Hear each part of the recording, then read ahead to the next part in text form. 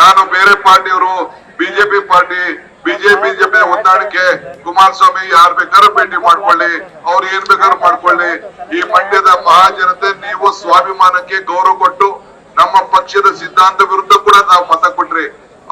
ಇವತ್ತು ಈ ರಾಜಕಾರಣ ನೋಡಿದ್ರೆ ನಮ್ಗೆ ನಾಚಿಕೆ ಆದಂಗ ಆಗ್ತದೆ. ಕೊಟ್ಟು ಮಾತು ಉಳಿಸ್ಕೊಳಕ್ ಆಗ್ಲಿಲ್ಲ. ಗಂಟೆಗೊಂದು ಗಳಿಗೆಗೊಂದು ಸ್ವಂತಕ್ಕೋಸ್ಕರ ಎಲ್ಲ ತರದ ಪಾಪ ಪುಟ್ಟರಾಜು ಕಾಯ್ಕೊಂಡಿದ್ದ, ನನಗ್ ಸಿಗ್ತದೆ ಅಂತ ಕಾಯ್ಕೊಂಡಿದ್ದ. ಪುಟ್ಟರಾಜನು ಗೋವಿಂದ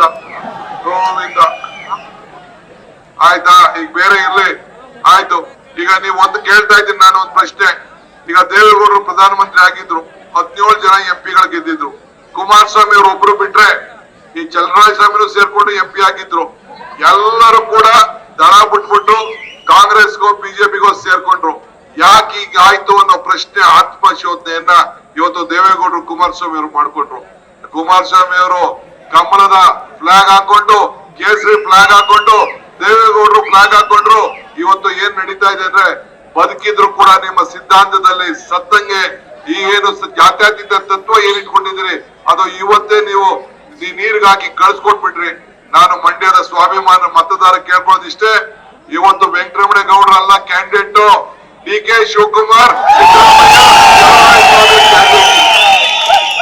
ಮಲ್ಲಿಕಾರ್ಜುನ್ ಖರ್ಗೆ ಅವ್ರ ಕ್ಯಾಂಡಿಡೇಟ್. ಇದನ್ನ ಗಮನದಲ್ಲಿ ಇಟ್ಕೊಂಡು ಆಶೀರ್ವಾದ ಮಾಡ್ಬೇಕು ಅಂತ ಕೇಳಲಿಕ್ಕೆ ನಾನು ಬಂದಿದ್ದೇನೆ. ನಾನು ಚಲರಾಯಸ್ವಾಮಿ ಹಾಸನ್ಗೆ ಹೋಗಿದೆ. ಈ ಬಾರಿ ಹಾಸನದಲ್ಲಿ ಕಾಂಗ್ರೆಸ್ ಅಭ್ಯರ್ಥಿ ಶ್ರೇಯಸ್ ಪಟೇಲ್ ಅವರು ಗೆಲ್ತಾರೆ. ಬೆಂಗಳೂರು ಗ್ರಾಮಾಂತರದಲ್ಲಿ 4ನೇ ಬಾರಿಗೆ ಸುರೇಶ್ ಅವರು ಗೆಲ್ತಾರೆ. ನಿಮ್ಮ ಅಭ್ಯರ್ಥಿ ವೆಂಕಟರಮಣೇಗೌಡ ಚಂದ್ರು 2 ಲಕ್ಷದಲ್ಲಿ ಗೆಲ್ತಾರೆ. ಚಿಂತೆ ಮಾಡೋದು ಬೇಡ. 20 ಸೀಟು ಕಾಂಗ್ರೆಸ್ ಪಕ್ಷ ಗೆದ್ದೆ ಗೆಲ್ತದೆ. ನಿಮ್ಮ ಆಶೀರ್ವಾದ ಇರಲಿ. ನಮಸ್ಕಾರ.